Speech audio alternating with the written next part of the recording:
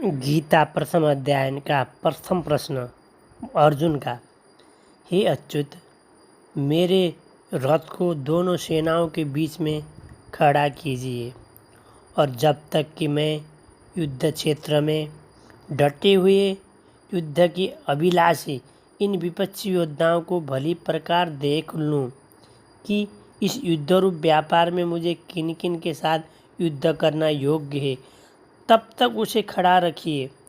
दुर्बुद्धि दुर्योधन का युद्ध में हित चाहने वाले जो ये राजा लोग इस सेना में आए हैं, इन युद्ध करने वालों को मैं देखूंगा। अर्जुन बोले, हे कृष्ण, युद्ध क्षेत्र में डटे हुए युद्ध के अभिलाषी इस स्वजन समुदाय को देखकर मेरे अंग शिथिल हुए जा रहे हैं और मुख सूखा जा रहा है तथा मेरे शरीर में कंप एवं रोमांच हो रहा है। हाथ से गांडीव धनुष गिर रहा है और त्वचा भी बहुत जल रही है तथा मेरा मन भ्रमित हो रहा है, इसलिए मैं खड़ा रहने को भी समर्थ नहीं हूँ। हे केशव, मैं लक्षणों को भी विपरीत ही देख रहा हूँ तथा युद्ध में स्वजन समुदाय को मारकर कल्याण भी नहीं देखता। हे कृष्ण, मैं न तो विजय चाहता हूँ और न राज्य तथा सुखों कोई। हे गोविंद, हमें ऐसे राज्य से क्या प्रयोजन है अथवा ऐसे भोगों से और जीवन से भी क्या लाभ है। हमें जिनके लिए राज्य भोग और सुख आदि अविष्ट हैं, वो भी ये सब धन और जीवन की आशा को त्याग कर युद्ध में खड़े हैं। गुरुजन, ताऊ, चाचे, लड़के और उसी प्रकार दादे, मामे, ससुर, पौत्र, साले तथा और भी संबंधी लोग हैं। हे मधुसूदन, मुझे मारने पर भी अथवा तीनों लोगों के राज्य के लिए भी मैं इन सबको मारना नहीं चाहता, फिर पृथ्वी के लिए तो कहना ही क्या है। हे जनार्दन, धृतराष्ट्र के पुत्रों को मारकर हमें क्या प्रसन्नता होगी। इन आतताइयों को मारकर तो हमें पाप ही लगेगा।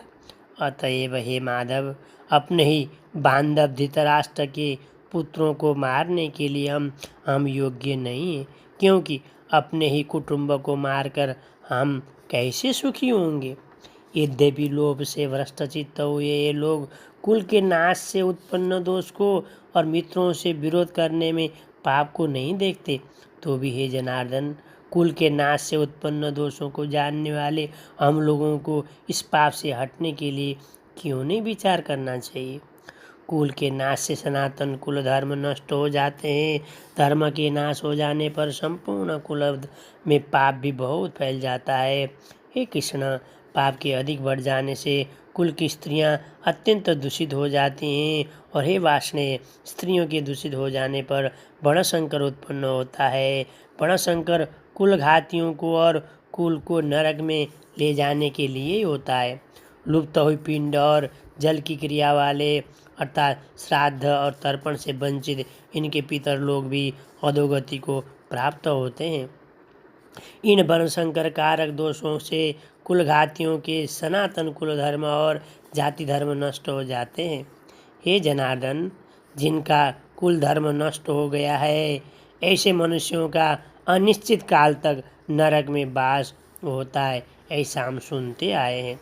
हाँ, शोक हम लोग बुद्धिमान होकर भी महान पाप करने को तैयार हो गए हैं, जो राज्य और सुख के लोभ से स्वजनों को मारने के लिए उद्यत हो गए हैं।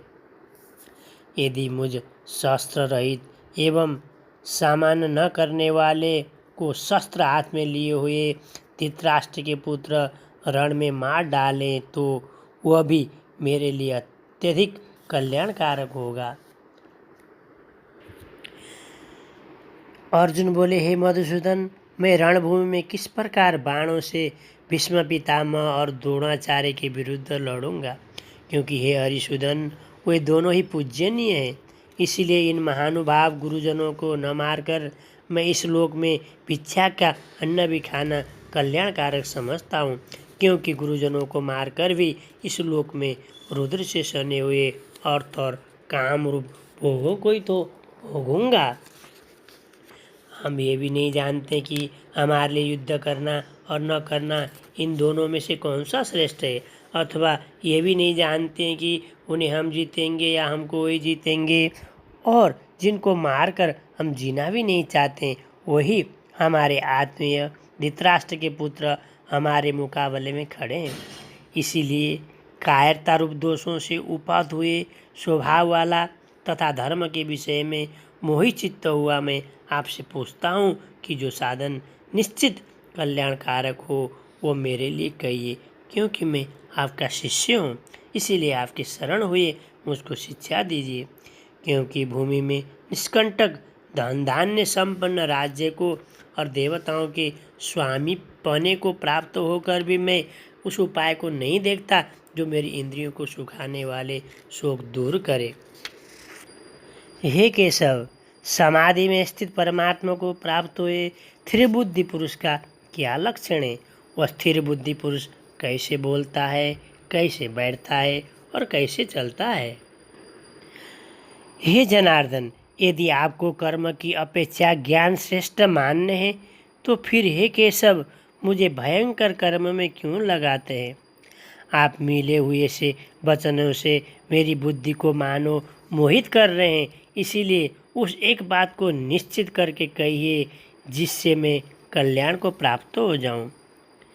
हे कृष्ण, तो फिर यह मनुष्य स्वयं न चाहता हुआ भी बलात् लगाए हुए की भांति किससे प्रेरित होकर पाप का आचरण करता है?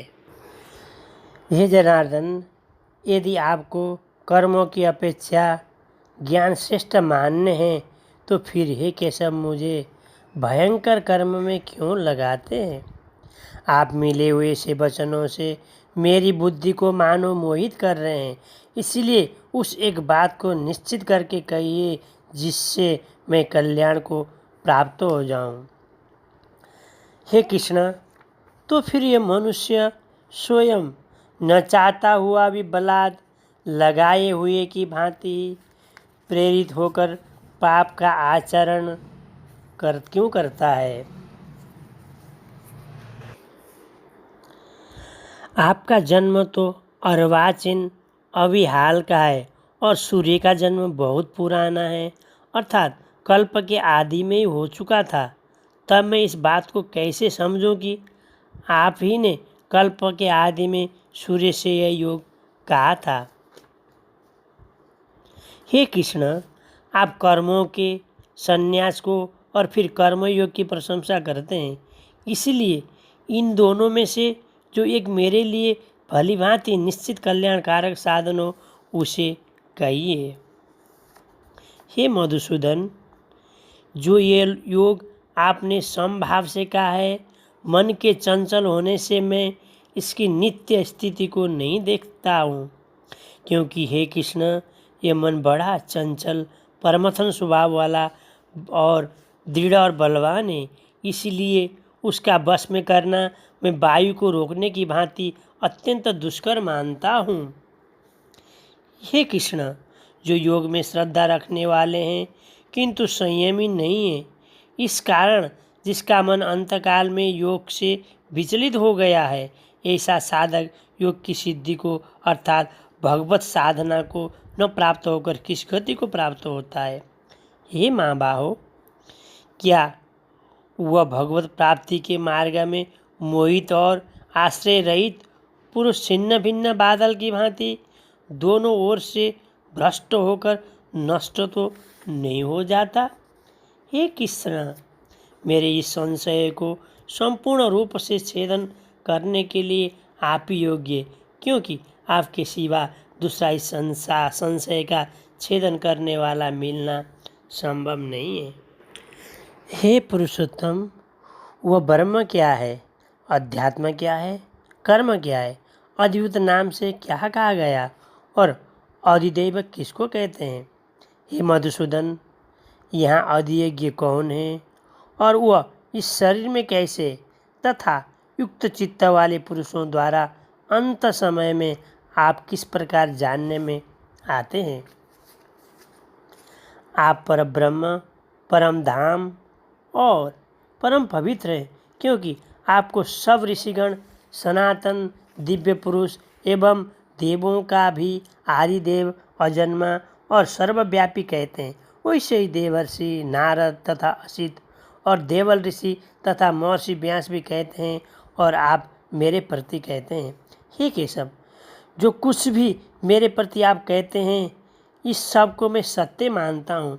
हे भगवान, आपके लीलामय स्वरूप को न तो दानव जानते हैं और न देवता ही।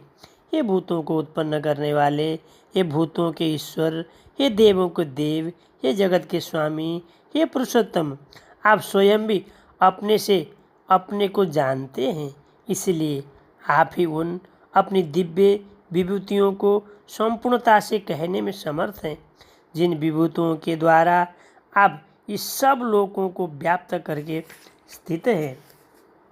हे योगेश्वर, मैं किस प्रकार निरंतर चिंतन करता हुआ आपको जानूं, और हे भगवान, आप किन किन भावों में मेरे द्वारा चिंतन करने योग्य हैं। हे जनार्दन, अपनी योग शक्ति को और विभूति को फिर भी विस्तार पूर्वक कहिए, क्योंकि आपके अमृतमय वचनों को सुनते हुए मेरी तृप्ति नहीं होती, अर्थात सुनने की उत्कंठा बनी रहती है। मुझ पर अनुग्रह करने के लिए आपने जो परम गोपनीय अध्यात्म विषयक वचन अर्थात उपदेश कहा, उससे मेरा ये अज्ञान नष्ट हो गया, क्योंकि हे कमल नेत्र, मैंने आपसे भूतों की उत्पत्ति और प्रलय विस्तार पूर्वक सुने तथा आपकी अविनाशी महिमा भी सुनी है। हे परमेश्वर, आप अपने को जैसा कहते हैं यह ठीक ऐसा ही है, परंतु हे पुरुषोत्तम, आपके ज्ञान, ऐश्वर्य, शक्ति, बल, वीर्य और तेज से युक्त ऐश्वर्य रूप को मैं प्रत्यक्ष देखना चाहता हूँ।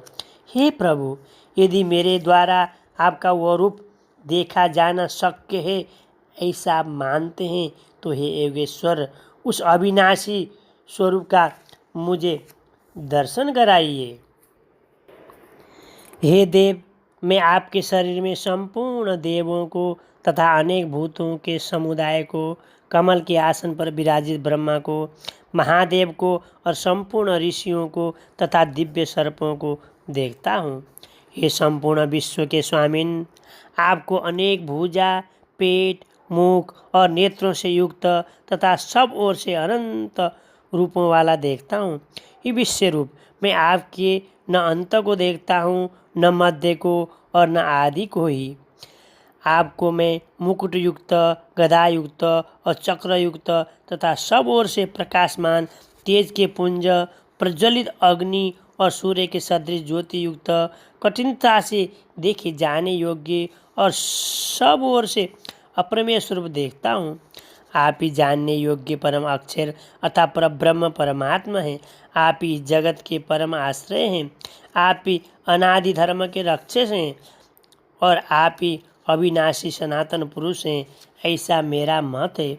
आपको आदि, अंत और मध्य से रहित, अनंत सामर्थ्य से युक्त, अनंत भुजा वाले, चंद्र सूर्य रूप नेत्रों वाले, प्रज्वलित अग्नि रूप मुख वाले और अपने तेज से इस जगत को संतप्त करते हुए देखता हूँ।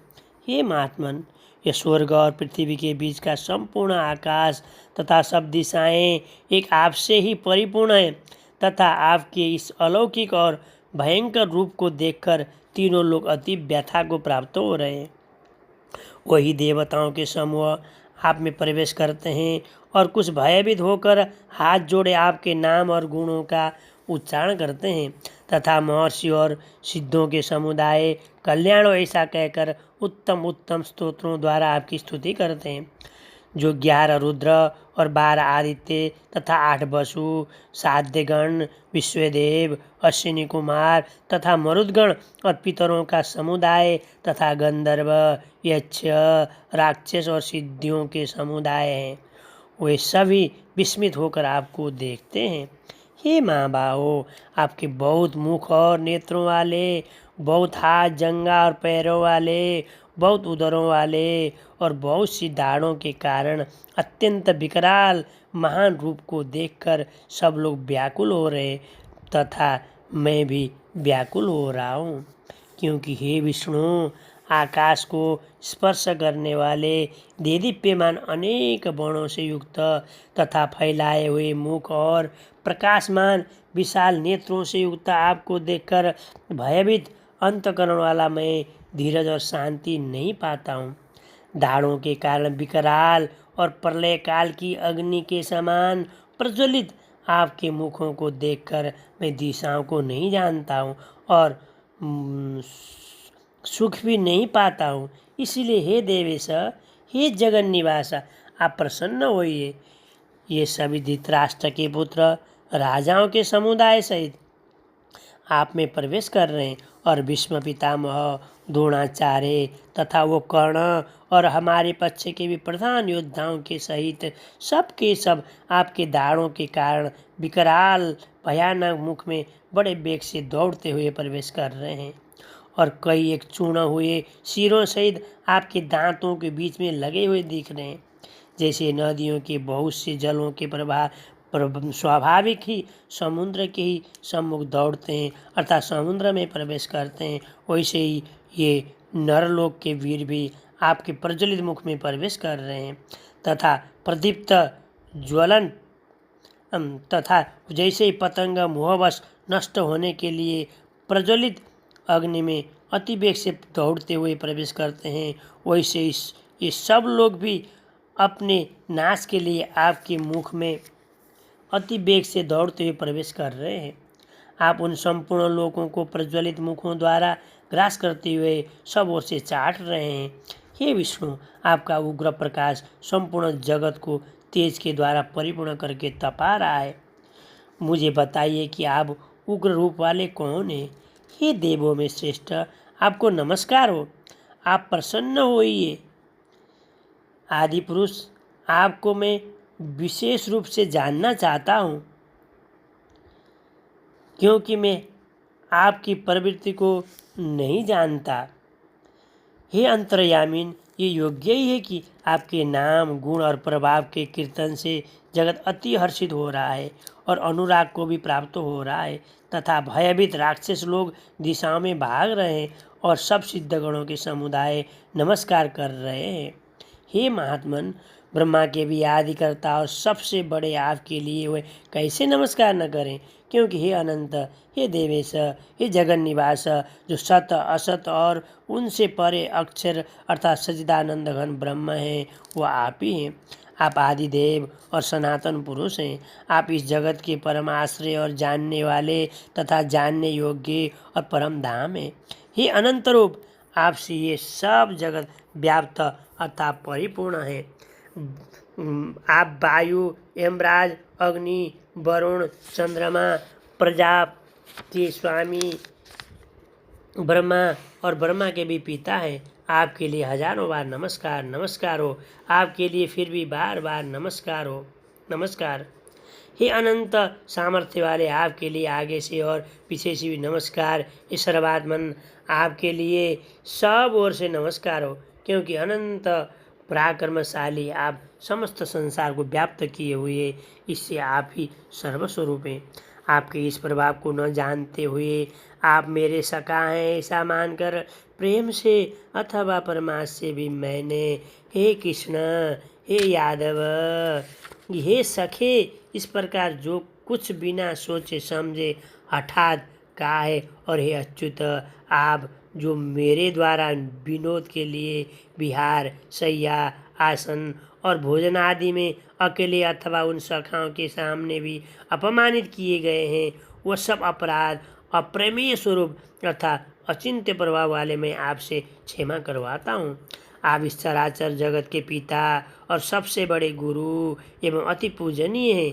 ही अनुपम प्रभाव वाले, तीनों लोकों में आपके समान भी दूसरा कोई नहीं है, फिर अधिक तो कैसे हो सकता है। अतएव हे प्रभु, मैं शरीर को भली भांति चरणों में निवेदित कर प्रणाम करके स्तुति करने योग्य आप ईश्वर को प्रसन्न होने के लिए प्रार्थना करता हूँ। जैसे पिता जैसे पुत्र के, सखा जैसे सखा के और पति जैसे प्रियतमा पत्नी के अपराध सहन करते हैं, वैसे ही आप भी मेरे अपराध को सहन करने योग्य हैं। मैं पहले न देखे हुए आपके इस आश्चर्यमय रूप को देखकर हर्षित हो रहा हूँ और मेरा मन भय से अति व्याकुलित हो रहा है। इसलिए आप उस अपने चतुर्भुज विष्णु रूप को ही मुझे दिखाइए। हे देवेश, हे जगन निवास, प्रसन्न होइए। मैं वैसे ही आपको मुकुट धारण किए हुए तथा गदा और चक्र हाथ में लिए हुए देखना चाहता हूँ। इसलिए हे विश्वरूप, हे सहस्रबाहो, आप उसी चतुर्भुज रूप से प्रकट होइए। हे जनार्दन, आपके इस अति शांत मनुष्य रूप को देखकर मैं स्थिर चित्त हो गया हूँ और अपनी स्वाभाविक स्थिति को प्राप्त हो गया हूँ। जो अनन्य प्रेमी भक्तजन पूर्वोक्त प्रकार से निरंतर आपके भजन ध्यान में लगे रहकर आप सगुण रूप परमेश्वर को और दूसरे जो केवल अविनाशी सच्चिदानंद घन निराकार ब्रह्म को ही अतिश्रेष्ठ भजते हैं, उन दोनों प्रकार के उपासकों में अति उत्तम योगवेत्ता कौन है? जो अनन्य प्रेमी भक्तजन पूर्वोक्त प्रकार से निरंतर आपके भजन ध्यान में लगे रहकर आप सगुण रूप परमेश्वर को और दूसरे जो केवल अविनाशी सच्चिदानंद घन निराकार ब्रह्म को ही अतिश्रेष्ठ भाव से भजते हैं, उन दोनों प्रकार के उपासकों में अति उत्तम योगवेत्ता कौन है? इन तीनों गुणों से अतीत पुरुष किन किन लक्षणों से युक्त होता है और किस प्रकार के आचरण वाला होता है, तथा हे प्रभु, मनुष्य किस उपाय से इन तीनों गुणों से अतीत हो जाता है? हे कृष्ण, जो मनुष्य शास्त्र विधि को त्याग कर श्रद्धा से युक्त हुए देवादि का पूजन करते हैं, उनकी स्थिति फिर कौन सी है? सात्विकी है अथवा राजसी किंवा तामसी? हे महाभाव, हे अंतर्यामिन, हे वासुदेव, मैं संन्यास और त्याग के तत्व को पृथक पृथक जानना चाहता हूँ। हे अच्युत, आपकी कृपा से मेरा मोह नष्ट हो गया और मैंने स्मृति प्राप्त कर ली है। अब मैं संशय रहित हो गया हूँ।